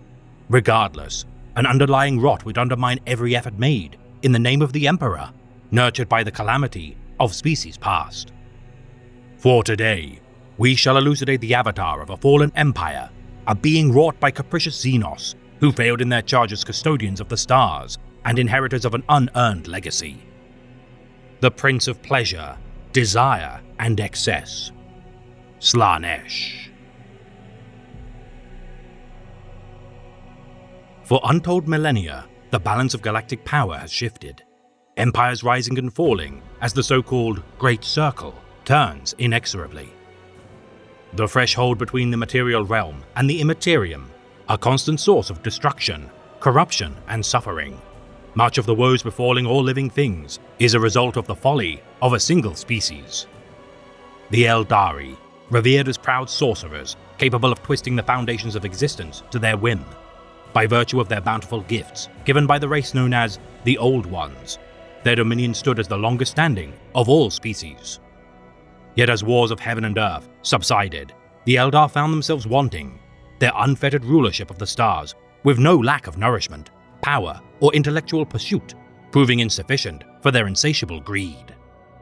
Not content with uncontested dominance, the Eldar set upon themselves, enacting foul depravities within the ranks of their pleasure cults, the vices needed to sate their passions, demanding elaborate blood sports with no cost. Able to resurrect their forms once passing from the realm of death. Though the Xenos believed such debauchery to be without cost, their near-limitless collective psychic ability began to feed a hunger beyond the pale of the Sea of Souls. Though entities of the realm of chaos existed in their nascent forms, their seclusion within the warp prevented their actions from directly tipping the scale of power. Phenomena such as warp incursions or full-fledged invasions of demons, unheard of. During humanity's age of technology, of the 18th millennium, warp travel had been discovered, the unfettered expanse of humanity's domains beginning to contest the Eldari's rule, ignorant of the threat of that which lurked beyond the skein of reality. The ravages of Old Night devastating mankind's progression throughout the 25th to 30th millennium, as its inventions of machine turned against their masters. Meanwhile, the Eldar allowed such rampant bloodshed to continue as they busied themselves with their own vices. Yet as the 30th millennium dawned, their ravenous hunger for delight proved the catalyst for a being which would blight the galaxy forevermore. An entity known as She Who Thirsts.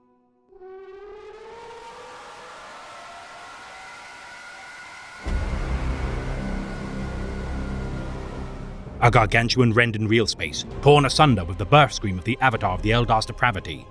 The so-called Children of the Stars had damned all living beings to suffer the predations of chaos henceforth. Such a singularity, coalescing into the warp storm known as the Eye of Terror, its eruption wrought the souls from all but a tiny fragment of all living Eldar from their bodies. The Feast of Slaanesh, imbibing it with power, capable of enshrining it as the newest of the pantheon of chaos. Hiding their shame within their repositories of the craft world, known as the Black Library.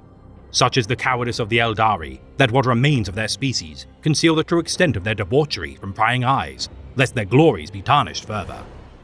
Now little more than disparate bands of refugees, desperately seeking to evade the notice of the being which they wrought. This perversion of the spirit of the Eldar mocks their self-righteous notions that they ever truly deserved to rule the galaxy.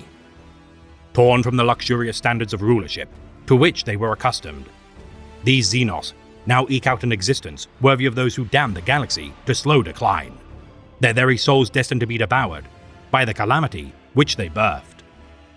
Yet Slaanesh looked upon a verdant galaxy and saw new feasts to whet its appetite. The fall of an entire star-spanning civilization, merely an appetizer for its endless hunger for souls. The fall of the Eldar, forever changing the balance of galactic power. Never again would the children of Asuryan stand at the pinnacle of existence, their empty throne ripe for humanity to claim as its own. Each god of chaos swelling with power as their insidious presence became more pronounced. With no barrier between themselves and their harvest, a new era of conflict would soon begin.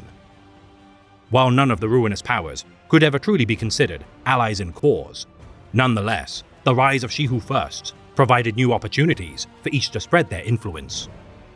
None of the older entities truly threatened by this Eldar god, having supped upon the desires of mortals for millennia already. The Prince of Pleasure, finding its calling as a provisioner of what may seem to be on the surface innocuous or even innocent ideals, the pursuit of happiness provided by this entity would be laced with peril. Instantly drawing upon the desires of numerous species following its birth, this universal appeal to all manner of Xenos would provide it ample patronage, some corrupting faster than others, as species such as the Laren erected shrines of worship in the name of the Lord of Excess. Feasting upon ambitions of glory, wealth, and pleasure, regardless of such vices, contentment would always prove out of reach from those that heard the siren call of this capricious god. Considered to be the only member of the ruinous powers that can be attributed as beautiful, this seemingly androgynous being, whilst referred to as she by the Eldar, is known as he by the Imperium, combining masculine traits on its left side and feminine on its right. So too do the demons of Slaanesh adopt such characteristics, including horns which sprout from their skulls, alike to those which protrude from their master's golden hair. Capable of assuming any form to best suit its needs, the Prince of Pleasure's perceived form depends greatly upon the beholder, ever eager to please those who bask in its beauty, changing to best seduce its prey.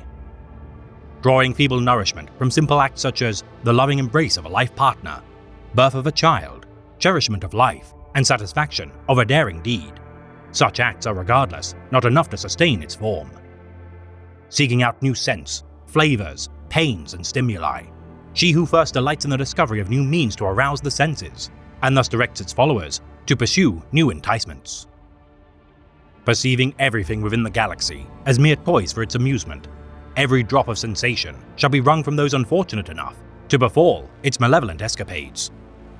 Devising ever more elaborate contrivances to deliver Slaanesh obscene displays of suffering and pleasure alike, it is no wonder why the Adeptus Ministorum abhor even the merest indulgences in life to prevent their subjects succumbing to the enticements of She-Who Firsts. Freedom itself a vice which the Prince of Pleasure sanctions as an act of worship. The cruelest regime imaginable provides punishment and labor aplenty to stave off the influence of such a malign entity. Such totalitarian measures often driving subjects of Slaanesh closer to its embrace as an act of defiance or emancipation. Emotions such as kindness, joy, comfort, and mercy are often exploited by the perfect prince. The harsh circumstance of the galaxy guarding many from the predations of She-Who Firsts, the richest aristocrats and piratical vagabonds are among the most susceptible to corruption due to their lack of strife. Nurturing cravings, addiction, and obsession as means to give praise to its majesty. Rewards such as warp mutations allow their bearers to achieve new heights of pleasure, feeding upon fear, pain, and of a cornucopia of emotional libation. Those who surrender their souls to Slaanesh, able to recover wounds at instantaneous rates, while some choose to extract their own organs to heighten their sensations of death and rebirth. Others push their pain tolerances beyond their normal limits through acts of self-flagellation.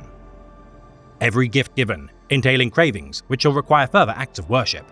The parasitic latching of the Prince of Pleasure to its hosts feeds its endless hunger as it provides the proverbial antidote to its own poison. Emotions such as pride, self-accomplishment, and comfort, enacted not only by mortal souls, but even the thralls of its rival Pantheon members, aiding in its nourishment, whether knowingly or not. Typically drawing artists, charismatic orators, and trailblazers as subjects to its favor, one need only look to the despicable Drukhari as a symbol of the tenets of the Prince of Pleasure writ large. The influence of the Dark Prince, insidious by nature, this master of carnal delights, is at its deadliest the more a civilization burgeons. for the more sophisticated the society, the greater their leisures to exploit. Echoes of its birth scream residing within each and every mortal soul which roams the stars. None are beyond the clutches of this fell entity, save for perhaps those who bear the pariah gene. Anarchy, the perfect bedfellow of the Lord of Excess, the Emperor's Holy Inquisition, is quick to stamp out such acts of rebellion swiftly, due to their incredible speed to which they grow. Smugglers, criminals, and recidivists, aiding the spread of Slaanesh's influence unknowingly by virtue of their aid given to its cults. Each cultist's lack of fear bolsters their proclivity to excel in martial bouts of skill. Each artisan under its thrall, creating works beyond the scope of their prior comprehension. Ethereal colors painted on fell tapestries are an affront to the eyes of sane souls, as sculptors create figures of twisted splendor using all manner of disgusting materials. The Mark of Slaanesh, combining the human sigils of male and female, these seekers of perfection in all its forms, delighting pushing the boundaries of moral virtue as they seek ever more extreme stimuli.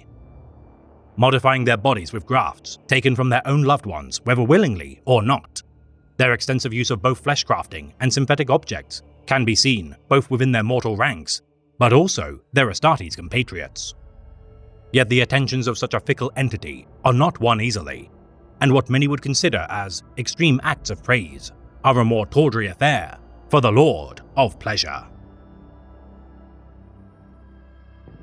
Though inferior in number to the war hosts of its contemporary gods, the thralls of Slaanesh burgeon in number at a rapid pace, which if undiminished may one day rival those of its peers. Each a perversion of beauty, seen by the mortal denizens of the void with both desire and disgust in equal measure. These fulcrums of sensuality ensnare the hearts of the weak by their mere presence. Lowliest of all the war host are the demonettes, also known as maidens of ecstasy, feminine in stature, yet armed with crab-like claws, replete with immense power to crush and tear. By far the most agile of all lesser demons in melee combat, these dexterous monstrosities, when not deployed to the front lines, fulfill the every want of their overlord, as was their intended creation. Messengers, servants, and above all, gossips, these dancers of death lounge within the palace of pleasure, upon silken cushions, reveling in the grandeur of their master. Seekers of Slaanesh ride their steeds into battle, and form the core of each hunter legion. The toxin-coated tongues of their stallions, ensnaring their victims, allowing for their rider to enact the killing blow. Bipedal armored creatures resembling seahorses, these steeds of Slaanesh, also known as a machine of blissful pain, though lacking in subtlety, allow for rapid assault charges to better unleash the wrath of their demonette passengers. Hellflayers carve and slice a path through enemy lines, using claws, blades, hooks, and whips fitted to their construction. Exalted Seeker chariots, the most powerful of such steeds. 4 Seekers carry a larger platform, allowing for 4 demonettes, and even more deadly additions of weaponry to be fitted to their form. Hulking monstrosities, known as Fiends of Slaanesh, are a chimeric breed of both insectoid and reptilian traits. Their scaly tails and humanoid legs form into hoofs at their base. Lacking in intelligence, these beasts regardless reap mayhem with their front legs, set with sharp claws, prowling the proving grounds of the realm of Slaanesh, hunting one another and trespassers alike. Hit-and-run specialists who fell their enemies with precision and economy of motion. Those unfortunate enough to be struck down and live are toyed with as they allow their prey to attempt to flee. The strike of their barbed tails, enough to break ceramite plating, and stingers releasing potent venom into their enemy's flesh. These breakneck combatants bound across the battlefield, using their exceptional gait, as the sound of their bounding hooves promises a painful demise. Chanting haunting songs from their warp-twisted mouths, this discordant dirge, while pleasing to the ears of the Prince of Pleasure, is anathema to mortal psychers, as its rapid shift in pitch bursts eardrums. Ladies of the Void, specializing in breaching the Gellerfields of voyaging Imperial starships. These parodies of the sirens of seafaring legend infiltrate the minds of astropaths and navigators, allowing themselves a chance to manifest within the ships they seek to overwhelm. Horrific amalgamations of both feminine and crustacean features. These witch queens drive the inhabitants of vessels mad, turning their weapons against one another as the siren delights in its manipulations. Roaming established warp routes in search of prey. Once beyond the barrier of a Gellerfield, her dreadful songs numb the minds of those who hear its call, then frothing at the mouth servants bound to its will. Ruinations, also known as the ruination of imperfect beauty, or even sensate demon breed of Kinnog seek out weak-minded men to surrender to its will. For since the 8th century of the 41st millennium, these remnants of the world of Kinnog have plagued the stars. Bloated, toad-like creatures, driven by a need to build coverns comprised of 6 followers. Their mission to create perfect acts of conspiratorial murder, paintings of fell artistry, or degenerate carnal desires feast on emotions such as anger, frustration, and even delight. Destroying their coven, once their efforts of perfect creation are concluded, its feasting on the souls of its followers swells its power before searching for a new coven to lead.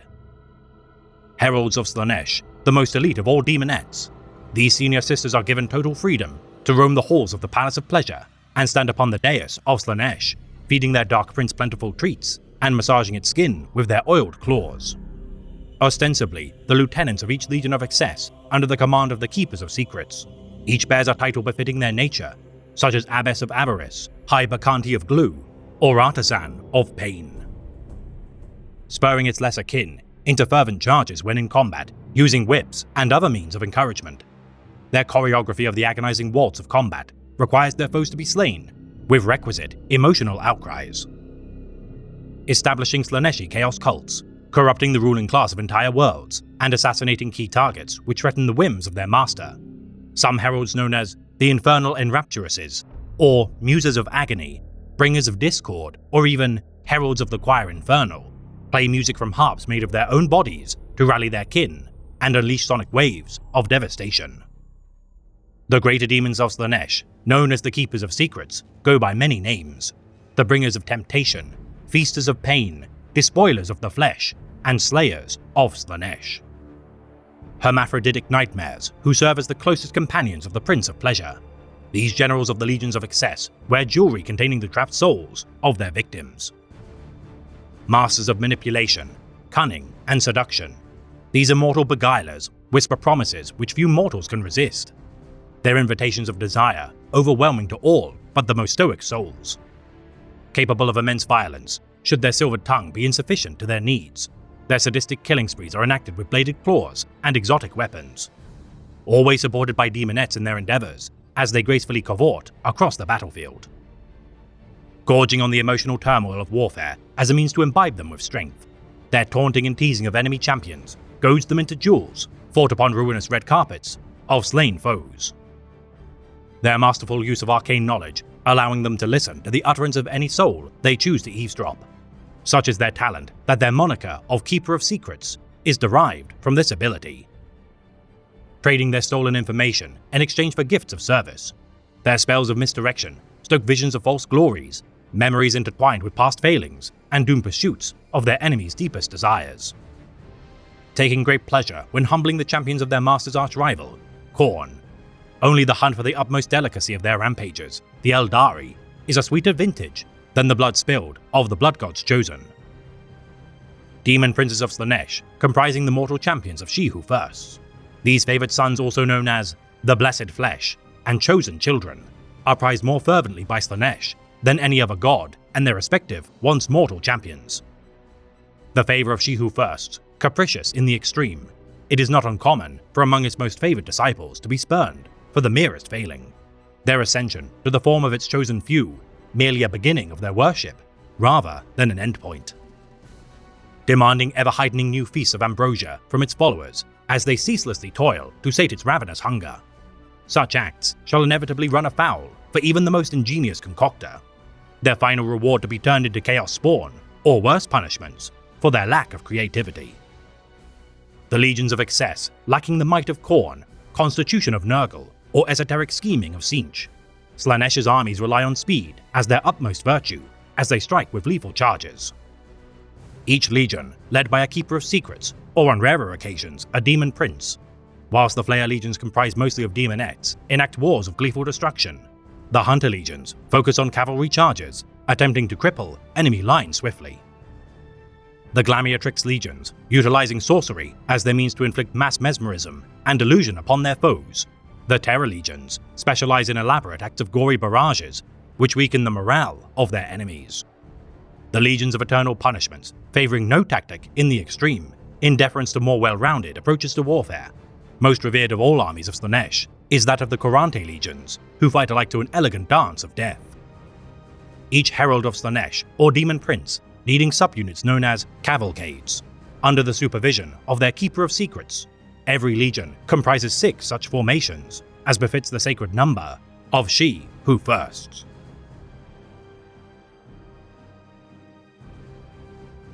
The realm of the ruinous powers is a bleak, shifting realm of impossibilities.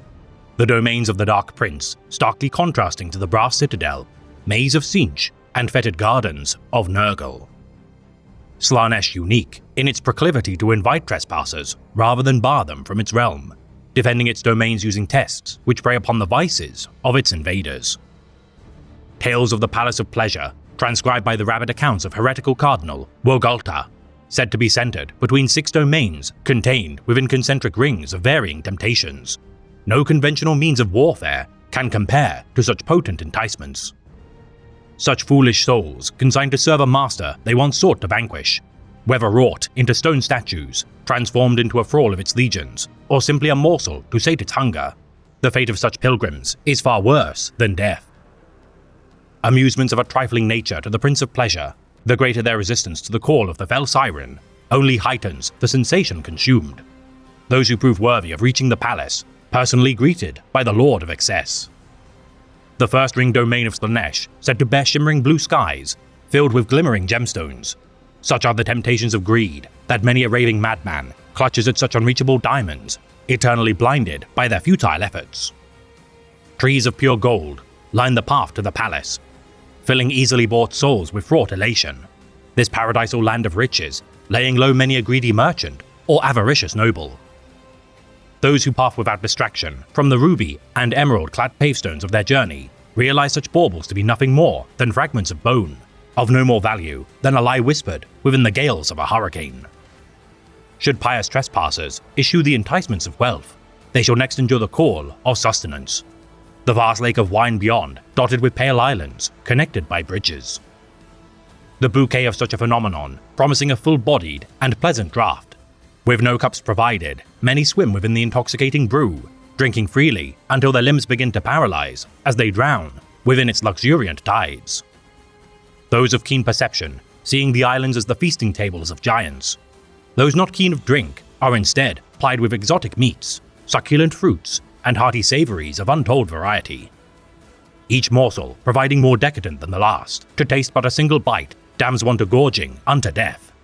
The voracious hunger inflicted by such a bounty, distracting those who eat from noticing that they feast upon a mass of carcasses, which they shall soon join.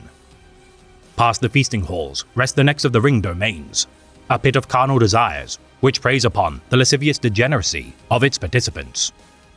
Spinning visions from the memories of those present of their greatest indulgencies of the flesh, whilst enriching them with pleasant scents and grassy fields to nestle within. Demons and mortals become intertwined, enthralling all but the strongest of will. Demonettes aplenty, offering comfort with smooth skin and gentle affections. It does not take long for those foolish enough to accept such companionship to feel their razored teeth and sharp claws burrow beneath their skin, adding to the orgy of pleasure and pain. The next domain of Slaanesh, targeting those of distinguished military careers whose champion virtue is duty. Their fears of failure are manipulated through offerings of processions of valor, military parades of honor, and enshrining of their visage unto statues. Warriors, clerics, and mentors, not lacking for self-doubt, able to break such an illusion's hold. In truth, heaps of skeletons litter the ground in the millions, coated in the ashes of those they had slain for their glory. The fifth circle, bearing similarity to a dense forest, the canopies whisper ever louder accusations of misdeeds, as beautiful glades of carefree contentment are always within reach. Each soul dwelling on their mistakes made during their life of service to their species, empire, or comrades in arms. Those who venture to the center of such glades stare into the still waters, brooding on the past, as coiled vines gently throttle them, releasing them from their doubt. Those proven to have succeeded in all prior trials find upon the last such domain as a test of the burden of exhaustion. To survive the ordeals to this point, a venture which would beleaguer any soul, whether mortal or transhuman. Struck by a vision of eternal peace, unburdening them from torment. Upon soft sands, beneath the ray of a golden sun and embrace of a cooling breeze, the soothing sensation exemplifies the simple pleasures of a life well lived and reward given gratefully. Attendants tending to such pilgrims' tense muscles as restful sleep beckons. Only those of the strongest convictions can break such a spell, driving such harpies shrieking back into the waves from whence they came. Beyond the traps and lures of the domains of the Dark Prince stands the Palace of Pleasure, a defenseless capital of demonkin with no walls, towers, or guardians. Here, Slaanesh meets with those who prove their tenacious spirit true, amongst the alabaster statues and trees of perfect splendor.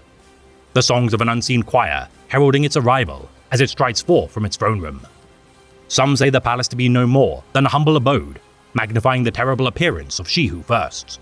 Others stated to be the most opulent structure ever given form, stretching in all directions as its shadow looms large. All that can be agreed upon is its magnificence, its edifice surrounded by gold and marble statues, which many believe to be the resting places of all who survived the trials of its domains, capturing the final moment of their ecstatic surrender. Utterly disarming those within its presence, its capricious majesty causes all to fall on bended knee and surrender their mind, body and soul to its whim. None are capable of infiltrating the Palace of Pleasure without sanction of She Who Firsts. Having no need for defense, for resistance in the face of such perfection is impossible. Those enthralled personally by the Dark Prince are beyond redemption, ensnared by such obscene power that tales of even a gleaming silver knight are said to serve eternal by the side of the perfect prince. For the master of painful delights, though the youngest of the gods of chaos, controls the malice of species which once ruled the stars. For only the master of mankind and its own malevolent kindred have proven capable of denying its allure first-hand. Mere killing should never be enough. How much more intense is the feeling of inhaling the mist created when you vibrate a foe's body until he vaporizes? How much more completely have you explored all a person can offer you than when you breathe them into yourself, leaving only the memory of them still a part of this world?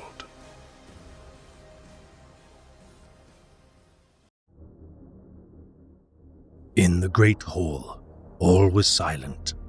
The sons had watched as the light consumed the body of their brother, Invictus, along with the 10 other heroes of the labyrinth. Their limbs immolated, their torsos eviscerated, their heads contorting and twisting, writhing within a pool of black light. And now, what stood before them was no longer their brothers. Invictus and the rest were gone to join the ranks of the legendary Doomed Ones. What stood before them was the Revenant they had worshipped for millennia, the Eidolon that would stand at their vanguard as they retook what was rightfully theirs. He could only be summoned by sacrifice. Only by giving unto him their best and most praiseworthy warriors could he walk among them. And here he stood, gazing with eyes of fire. The renegade god, the outcast, hierarch of anarchy and terror, Malice. Malice is a renegade god of the Ruinous Powers, a being of many titles such as Malice the Lost, the Outcast, Renegade God, and Hierarch of Anarchy and Terror. This peculiar entity seeks only destruction as a method of worship, even should it be inflicted upon itself and its own followers. Its name whispered sparingly only by the evilest entities who pledge fealty to the powers of the Warp.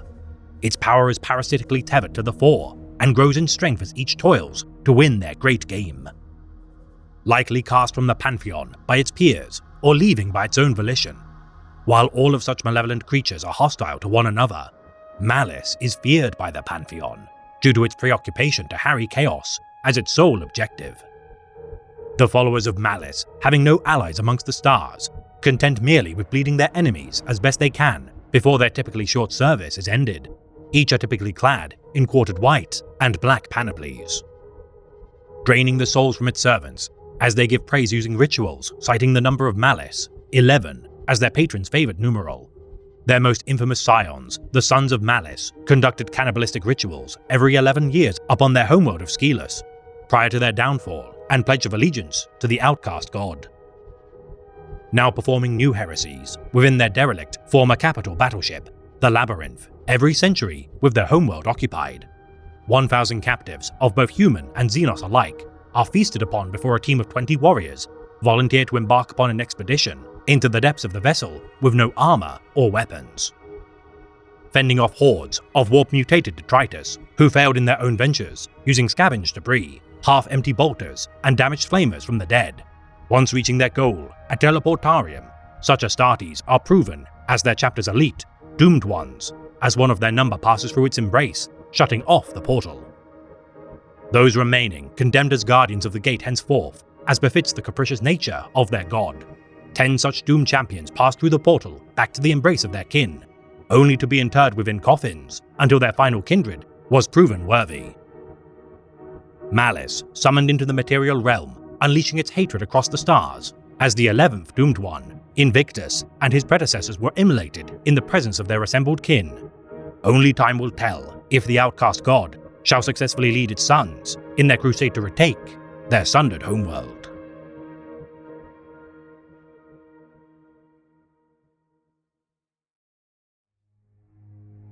This has been a tale of the Great Imperium of Man, read by the Remembrancer. The immortal creatures which lurk within the warp are reflections of the darkest desires of all living entities. Embodiments both malevolent and impassive, who exist only to pursue objectives which benefit their nature. Worship of such entities is a choice given through manipulation, desperation, and surrender of one's own sovereignty. Bargains made to sate the ambitions of despots and tyrants who hope to upset the balance of power within real space using methods not meant to be exploited.